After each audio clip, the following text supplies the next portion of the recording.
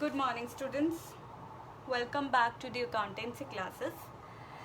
Today, we are going to cover our last topic of chapter number 3, that is the accounting principles. As we know that the accounting principles are divided into two main parts, that is accounting concepts and accounting conventions. In the last 3 lectures, we have already covered this topic, the accounting concept. And today we are going to cover our very last topic of this chapter, that is the accounting conventions. So, the accounting convention, let's start. Accounting conventions. Accounting conventions are the customs and the generally accepted practices which are adopted either by journal agreement or common consent among the accountants. So, accounting conventions हमारे कुछ customs हैं, कुछ हमारी generally accepted beliefs हैं, हम generally agreement करके या फिर अपनी कंसेंट देके हम इन प्रैक्टिसेस को एक्सेप्ट करते हैं। तो बेटा जी, हमने कहा कि जो भी हमारे कंसेप्ट थे, अकाउंटिंग कंसेप्ट, वो होते हैं वो कंसेप्ट जो लॉ सेट करता है, लेकिन कन्वेंशंस वो आइटम्स हैं, वो टर्म्स हैं, वो बेसिक्स हैं जो हमारे कस्टम्स हैं, जो हमारे कस्टम्स हैं। ये कौन बनाता है? ये कोई लॉ की तरफ से नहीं बनता है, ठीक है जी। इसमें कोई लॉ नहीं होता, इसमें हम पर्सनली खुद अपने कस्टम्स बनाते हैं। For example, generally in our daily life, suppose हम एक एग्जाम्पल लेते हैं। As per the Hindu tradition, हमारे पास ये बिलीफ होता है कि हमें ट्यूसडे और थर्सडे को नॉनवेज नहीं खाना, तो अगर हम खाएंगे तो वो बुरा होता है। अगर हम वो कस्टम देखें, तो अगर हम वो बिलीफ को माने, तो हम उसे कहते हैं हमारा विश्वास, हमारे बिलीव्स, हमारे कुछ रिवाज, तो वो क्या हुआ? हमारा कस्टम। लेकिन अगर हम कहें कि ट्यूसडे और थर्सडे को अगर आप नॉनवेज खाओगे तो आपको लीगल पेनल्टी लगेगी, तो वो क्या होगा? एक लीगल टर्म, तो वो एक लीगली पेनल्टी में चले जाएगा। तो इसी तरह हमारी अकाउंट्स में भी कस्टम्स हैं, कुछ रिवाज हैं, हमें यहाँ पे रिवाज नहीं कह सकते, ये हमारे कुछ एक्सपीरियंसेस हैं, हमारे कुछ बिलीव्स हैं, और ये जर्नली एक्सेप्टेड प्रैक्टिसेस से हमारे पास ये बिलीव्स आए हैं। तो हम इन बिलीव्स को अडॉप्ट करते हैं आइदर बाय जर्नल एग्रीमेंट, एक जर्नली हम एग्रीमेंट कर लेते हैं, या फिर हमारे पास कॉमन कंसेंट हो जाता है अकाउंटेंट्स का। अकाउंटेंट्स एक अपनी कंसेंट प्रेजेंट करके इस जर्नली एक्सेप्टेड प्रैक्टिसेस को एक्सेप्ट करते हैं। तो हमारे पास बच्चों, हमारे पास जो अकाउंटिंग कन्वेंशंस हैं, अकाउंटिंग कन्वेंशंस की 3 types.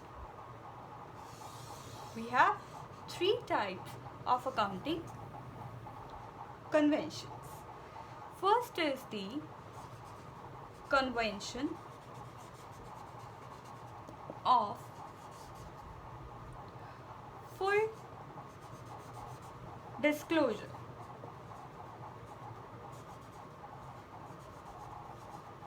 Second one is the convention of materiality.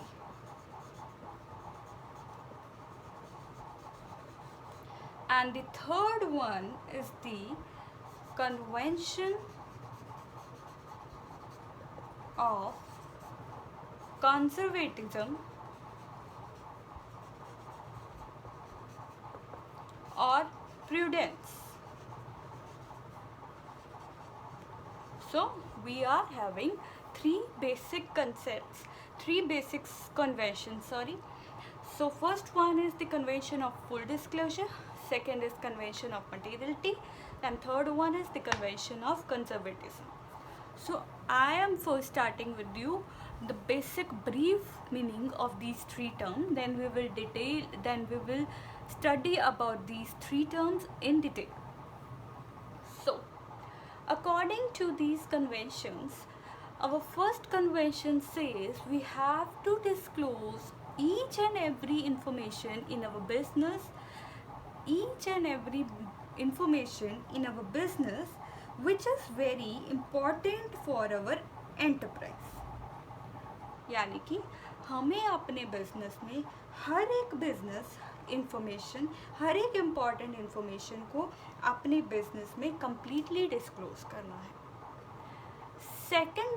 Second जो हमारे पास कन्वेंशन है उसका कहना है कि जो हमने फर्स्ट पॉइंट में किया है फुल डिस्क्लोज करना है, उस फुल डिस्क्लोजर में ये भी इम्पॉर्टेंट है कि हम वो हर इम्पॉर्टेंट मटेरियल इंफॉर्मेशन प्रेजेंट करें जिसके बेसिस पे हमारे फाइनेंशियल स्टेटमेंट्स बनती. So the convention of materiality says that each and every item which is not that much important should not be disclosed. Only those important items which are very important, very material, very informative material for the financial business, only that information should be disclosed in the financial statements. And third one is the concept of the convention of conservatism. So conservatism says, according to this convention, all the losses should be recorded, but all the unrealized gain should be ignored. Done? So now we will do the very first topic, that is the convention of full disclosure. So write it down in your notebook, students. Convention of full disclosure.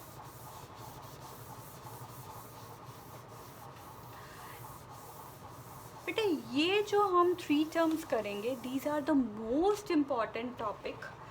तो आपकी book में theory के यही main chapters हैं और आपको इन्हीं chapters को बहुत ही ध्यान से करना है. If you will ignore these one, then you will not be able to cover your syllabus, you will not be able to understand accountancy, you will find some difficulties in understanding even the accounts of class 12th. So these are the basic chapters you must understand. So write down first convention of full disclosure.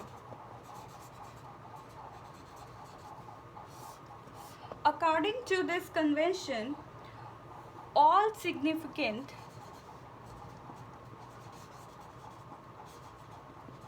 information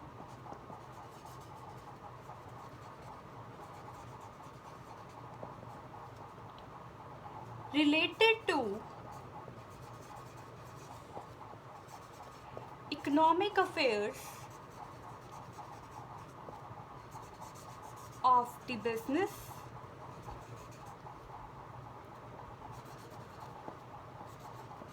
should be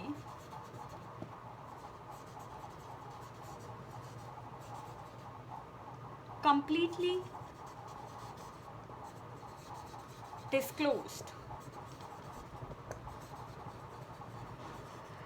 So this term means, full disclosure means सारा disclose करना है, हर वो important information, हर वो significant information जो हमारे business की economic activity से related है.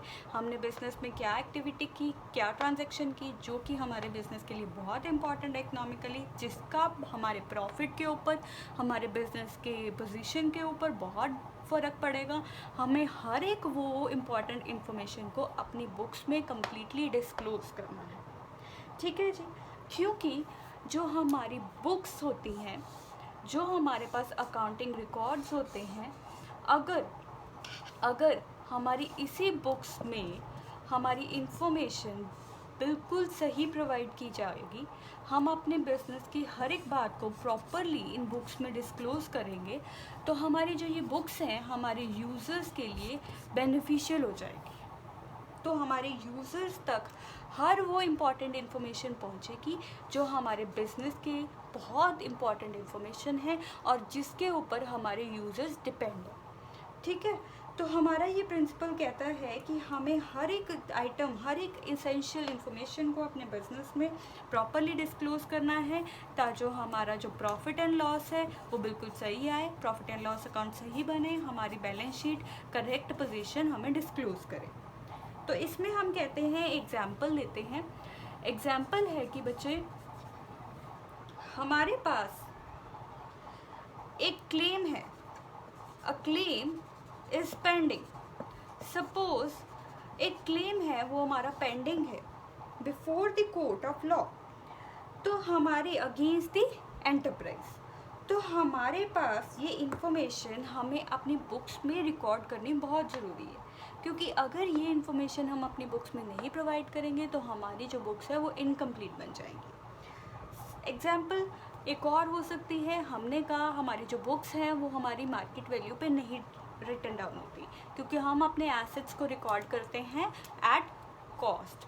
तो हमें अपनी मार्केट वैल्यू का भी तो पता होना चाहिए। तो हमारी बुक्स में हमेशा जो हमारी मार्केट वैल्यू है एसेट्स की, हमारी इन्वेस्टमेंट्स की, वो हमें एज अ फुट नोट अपनी बुक्स में दिखानी होती है।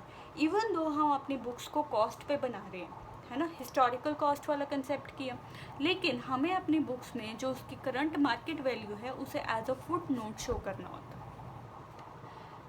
ठीक है, तो full disclosure means all the important information जो हमारे बिजनेस के लिए बहुत ही इम्पॉर्टेंट है, हमें हर वो ट्रांजैक्शन को अपने बिजनेस में प्रॉपरली रिकॉर्ड करना है, ताकि जो हमारे यूज़र्स हैं उन तक सही इन्फॉर्मेशन पहुंच सके, और जो यूज़र्स अगर हमारे सही इन्फॉर्मेशन लेंगे तो हमारे करेक्ट प्रॉफिट लॉस अकाउंट बनेंगे, करेक्ट बैलेंस शीट बनेगी। और एग्जाम्पल क्या है, सबसे बड़ी इम्पॉर्टेंट एग्जाम्पल है कि हम अपनी बुक्स को कॉस्ट पे रिकॉर्ड करते हैं। तो इट्स इम्पॉर्टेंट कि हम अपने बुक्स में जो इन्वेस्टमेंट्स कॉस्ट पे दिखा रहे हैं उनकी market value as a footnote अपने यूज़र्स तक वो इन्फॉर्मेशन प्रोवाइड करें, ताकि जो हमारे यूज़र्स उस फुट नोट के बेसिस पे अपने डिसीजन ले सकें। ठीक है जी, अगर हम कॉस्ट पे दिखाएंगे then no one will believe on us, because we have to make a comparison. Done. So now after this we will do our second concept. That concept is concept of prudence. Second concept that we are having is the concept of, second concept is the convention of materiality. Materiality वाला concept बेटा आपका full disclosure के साथ बहुत matching में है, उसी की कॉन्टिन्यूशन में है ये concept. I am repetitively using the word concept. Concept doesn't means कि कंसेप्ट हम अकाउंटिंग कंसेप्ट बोल रही हूँ मैं, concept means just about the topic. ठीक है, तो don't get confused, I am talking about this particular word, particular work, particular convention that we are doing. So convention of materiality, as per this convention, items which are unimportant items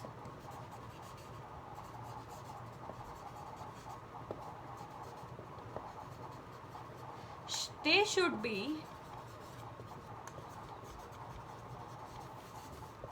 left out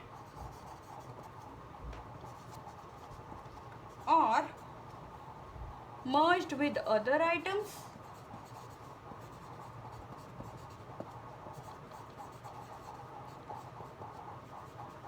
or no need to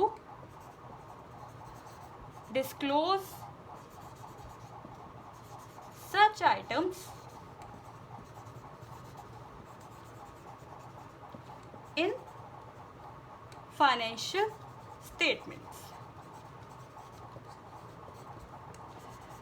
So हमने यहाँ पे 3 words किए हैं कि जो हमारे पास unimportant items हैं, जो हमारे बिजनेस के एक इतनी इम्पॉर्टेंट आइटम नहीं है, हम वैसे ही एक एंट्री बना रहे हैं कि जी 100 रुपीज़ की ये आइटम है, 10 रुपीज़ की ये है, तो वो अनइम्पॉर्टेंट आइटम्स जो हैं हम उन सभी को मर्ज करके एक कंप्लीट एक अकाउंट बना सकते हैं।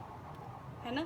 तो हम ये भी कह सकते हैं उन सभी आइटम्स को मर्ज कर सकते हैं, या हम उन्हीं आइटम्स को इग्नोर कर सकते हैं, या उन आइटम्स को हमारे फाइनेंशियल स्टेटमेंट में डिस्क्लोज करने की ज़रूरत ही नहीं है। इस कंसेप्ट के अकॉर्डिंग अगर हम कह रहे हैं फुल डिस्क्लोजर करना है हमारे बिजनेस में, हम कहते हैं हमारा बिजनेस जो है वो हर इंफॉर्मेशन डिस्क्लोज करे, लेकिन वो इन्फॉर्मेशन ऐसी ना हो कि वो हम इम्पॉर्टेंट भी मिक्स कर रहे हैं, अनइम्पॉर्टेंट भी उसमें मिक्स कर रहे हैं। अगर हम ये दोनों आइटम्स मिक्स कर देंगे तो हमारी जो बुक्स हैं वो ओवरबर्डन्ड हो जाएंगी, तो हमारी बुक्स की बहुत ज़्यादा हमारे पेजेस बन जाएंगे, बहुत बड़ी बुक बन जाएगी, तो no one will be interested, हमारी बुक्स में कोई भी इंटरेस्ट नहीं रखेगा। तो हमारी जो बुक्स हैं वो बहुत ही क्लियर कट होनी चाहिए। उसके लिए फुल डिस्क्लोजर में ये पॉइंट एडअप किया गया है, हमें सिर्फ वही आइटम्स को डिस्क्लोज करना है बुक्स में जो हमारे बुक्स के लिए इम्पॉर्टेंट है। मटीरियलिटी का मतलब होता है इम्पॉर्टेंट है, सिर्फ इम्पॉर्टेंट आइटम्स नोट डाउन करनी है, जो अनइम्पॉर्टेंट है वो हम छोड़ सकते हैं, हम उन्हें दूसरी आइटम्स के साथ मर्ज कर सकते हैं, इकट्ठा कर सकते हैं, और या फिर उन्हें लिखने का कोई डिस्क्लोज करने का कोई फ़ायदा नहीं है, हम उन आइटम्स को टोटली इग्नोर कर सकते हैं। ठीक है जी।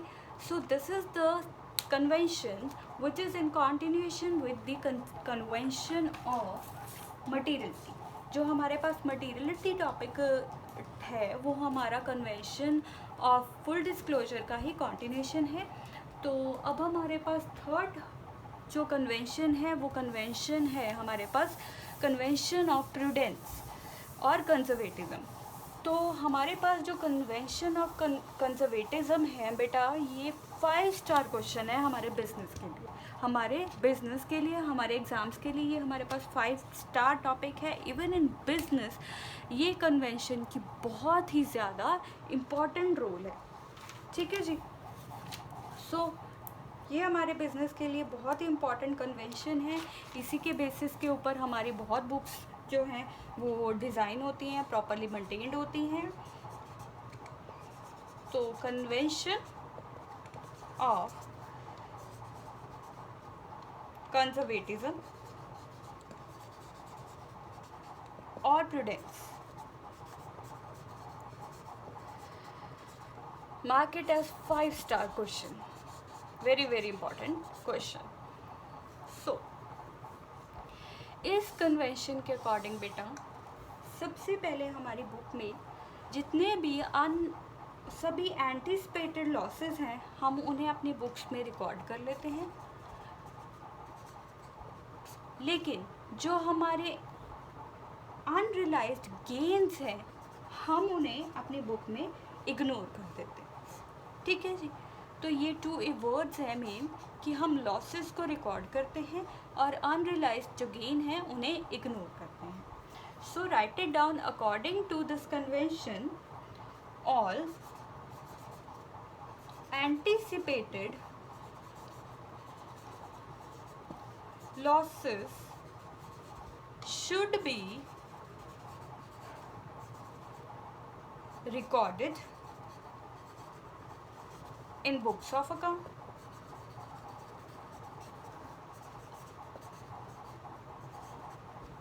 But all anticipated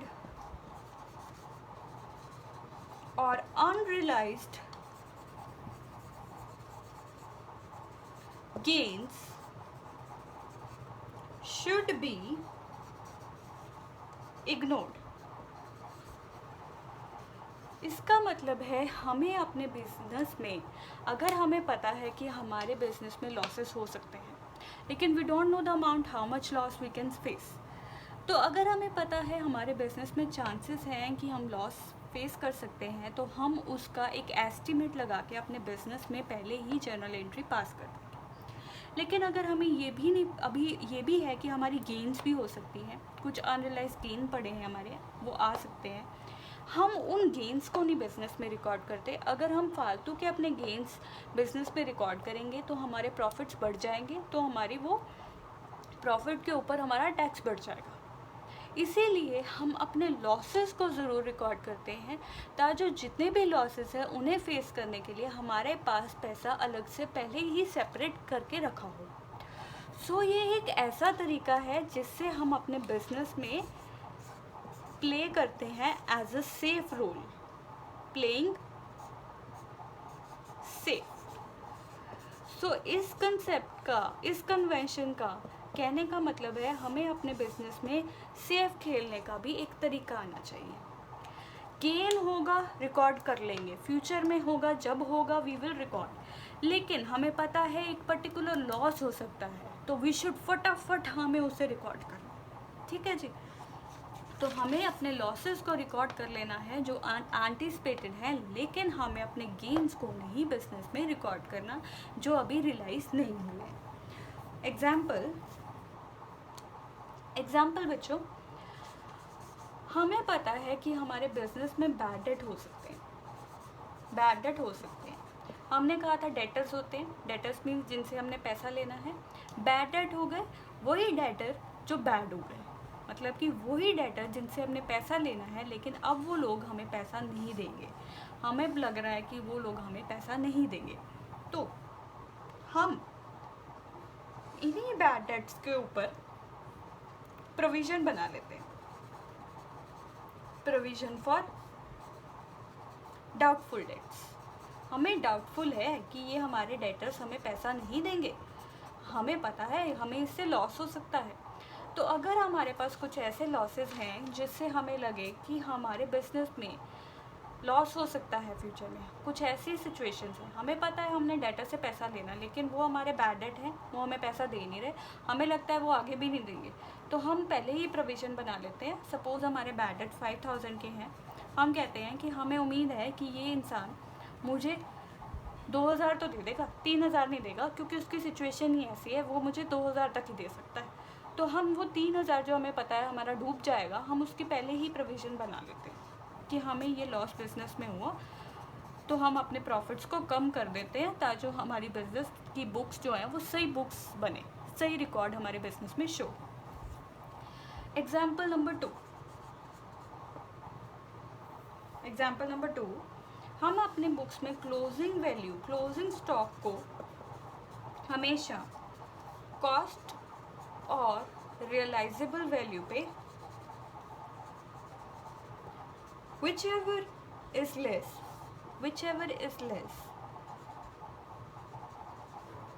उसी पे रिकॉर्ड करते हैं। whichever is less, वो अमाउंट जिससे हमें लॉस, इससे भी हमें लॉस हो सकता है, अगर कॉस्ट है, रियलाइजेबल वैल्यू है, जो हमारी लेसर अमाउंट होगी हम उसी पे रिकॉर्ड करेंगे ताकि जो हमारे जितने भी लॉसेस हैं ऑलरेडी कवर हो जाए। तो बच्चों, अगर हम इन लॉसेस को रिकॉर्ड कर रहे हैं तो इसका क्या इफ़ेक्ट पड़ेगा हमारी बुक्स पे। तो हमारे पास, अगर हम ये लॉसेस को रिकॉर्ड कर रहे हैं तो हमारे पास दो मेन इफ़ेक्ट हमारी बुक्स पे पड़ेंगे। नंबर 1, जो हमारे प्रॉफिट एंड लॉस अकाउंट में जो हमारे प्रॉफिट्स हैं वो कम हो जाएंगे क्योंकि हम उसमें खर्चा डाल रहे हैं। हमारे पास 10,000 थे प्रॉफिट्स नेट, लेकिन हमने लिख दिया कि हमें ना 2,000 का लॉस हो सकता है, प्रॉफिट में से लॉस माइनस किया, 8,000 रह गए। तो कहीं तो हमने 10,000 लिखने थे, कहीं हमने 8,000 लिखे हैं, तो हमारे प्रॉफिट्स कम हो गए, लेकिन हमारी बुक्स एक्यूरेट पोजीशन बता रही है। सेकंड क्या हो सकता है, जो हमारी बैलेंस शीट है उसमें जो हमारे एसेट्स हैं उनकी वैल्यू कम हो जाएगी और लायबिलिटीज़ की वैल्यू बढ़ जाएगी, क्योंकि अगर लॉस है, लॉस मीन्स हमारी लायबिलिटी है, हमें उसे लॉस को कवर करना पड़ेगा, तो हमारी वो लायबिलिटी बढ़ जाएगी और एसेट्स जो हैं वो ऑटोमेटिकली डिक्रीज़ हो जाएंगे, रिड्यूस हो जाएंगे। लेकिन इसके साथ अगर हम इन सभी कंसेप्ट कन्वेंशंस को लेके चलेंगे, इससे हम अपने बिजनेस में अच्छा रोल प्ले, सेफ खेल सकते हैं अपने बिजनेस में। प्लस अगर हम लॉसेस के लिए पहले ही अपनी प्रोविजंस बना के रखेंगे, पहले ही हमने अपने लॉसेस को रिकॉर्ड करेंगे, तो हमारे बिजनेस में सीक्रेट प्रॉफिट्स आ जाएंगे। हमारे बिजनेस में सीक्रेट रिजर्व बन जाएंगे। हमने पहले ही पैसा रखा था, चाहे हमारा लॉस हुआ या ना हुआ, चाहे सपोज इस एग्जाम्पल में वो बंदे ने हमें 3,000 रुपये भी दे दिए जिसका हमें डर था कि वो देगा नहीं, तो वो एक पैसा सेपरेट रखना शुरू कर देते हैं हम अपने लॉसेस के लिए। तो वही पैसा जो हमारे पास सेपरेट पड़ा है और हमारा बाय चांस वो हमारा पैसा हमें वापस मिल गया है, तो हमें पैसा भी वापस मिल गया और हमारी प्रोविजंस की भी ज़रूरत नहीं पड़ी। तो इससे हमारे सीक्रेट रिजर्व्स बन जाते हैं। ठीक है जी। So this is the whole chapter accounting principles, in which we have covered accounting concept. There were 11 accounting concept and accounting convention, which are 3 accounting convention. So dear students, please complete your notebook. Tomorrow we will start our very next chapter. See you tomorrow. Thank you.